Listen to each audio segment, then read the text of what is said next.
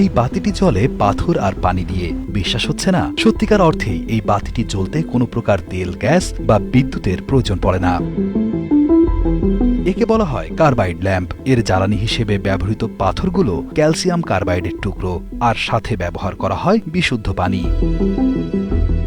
Carbide বাতি প্রথম আবিষ্কার হয় 18 শতকের মাঝামাঝিতে। সে সময় মোটরগাড়ির হেডলাইট, স্টিমার, ছোট নৌকা, জঙ্গলে শিকারের কাজে এবং সাইকেলে ব্যবহৃত হতো। তবে সবচেয়ে বেশি ব্যবহৃত হতো মাটির গভীরের খনিতে। পাথর আর পানিতে চলা এই বাতিটি কাজ করত বেশ সহজ কিন্তু জটিল একটি প্রক্রিয়ার মধ্য দিয়ে। কার্বাইড বাতি খুব সাধারণ একটি ডিভাইস। এর শরীরে থাকা ছোট সিলিন্ডারের দুটি আলাদা প্রকোষ্ঠ রয়েছে। এর একটিতে পানি ধারণ করে এবং অন্যটিতে ক্যালসিয়াম কার্বাইডের টুকরা রাখা হয়। পানি ক্যালসিয়াম কার্বাইডের সংস্পর্শে আসার সাথে সাথে অ্যাসিটিলিন গ্যাসের সৃষ্টি হয় এবং উজ্জ্বলভাবে জ্বলে ওঠে। বাতিটির মাথার দিকে সীসার তৈরি অবতল প্লেটে থাকা একটি ছোট চাকা ঘুরিয়ে দিলেই অ্যাসিটিলিন গ্যাস জ্বলে ওঠে এবং সৃষ্টি হয় অগ্নিস্ফুলিঙ্গের।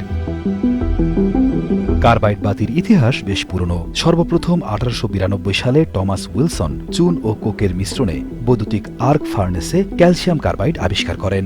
সেই সময়ে ক্যালসিয়াম কার্বাইড তৈরি করা ছিল রসায়নের শিল্প বিপ্লবে একটি গুরুত্বপূর্ণ ঘটনা।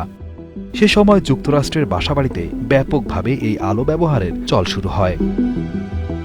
সেই সময় এক একটি কার্বাইড বাতির মূল্য ছিল $1 থেকে $2। বর্তমান বাজারে যার মূল্য প্রায় $30 থেকে $40 সমান। পরবর্তীতে 1896 সালে যানবাহনে কার্বাইড বাতির ব্যবহার শুরু হয়। এরপর থেকেই বিভিন্ন সময়ে বিভিন্নভাবে উন্নত হতে থাকে এই বাতির মডেল ও কার্যকারিতাও, যা সেই সময় থেকে কয়েক দশক যাবৎ অব্যাহত ছিল। কার্বাইড ল্যাম্প অল্প সময়ে জনপ্রিয় হয়ে ওঠার অন্যতম কারণ ছিল অতি উজ্জ্বল আলো, দীর্ঘস্থায়িত্ব, সহজে রক্ষণাবেক্ষণ এবং অন্যান্য বাতির তুলনায় এর খরচ ছিল অত্যন্ত কম। মাত্র 100 গ্রাম কার্বাইডে প্রায় 6 থেকে 7 ঘন্টা আলো দিতে পারত এই বাতি। তবে বেশ কিছু অসুবিধাও ছিল, যেমন ঠিকঠাকভাবে ব্যবহার প্রক্রিয়া না জানলে ভয়াবহ বিস্ফোরণের ঝুঁকি যেমন ছিল, তেমনি বাতি জ্বলার সময় আশেপাশে বাজে গন্ধের উদ্ভব হতো। সবচেয়ে বেশি ব্যবহার হয়েছে বাতি ঘরে, মোটরকার এবং সাইকেলের হেডলাইট হিসেবে। এছাড়া পোর্টেবল অ্যাসিটিলিন গ্যাস ল্যাম্প, টুপিতে পরা বা হাতে বহন করে নিয়ে যাওয়ার ব্যবস্থাও রাখা হয়েছিল এবং বিংশ শতাব্দীর প্রথম দিকে খনিতে ব্যাপকভাবে ব্যবহৃত হতো এই আলোক প্রযুক্তি।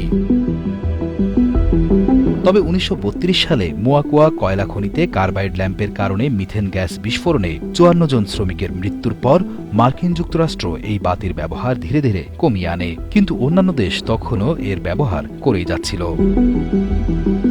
বর্তমানে বৈদ্যুতিক বাতির ব্যবহারে প্রায় বিলুপ্ত, এক সময়ের বহুল জনপ্রিয় এই বাতিটি।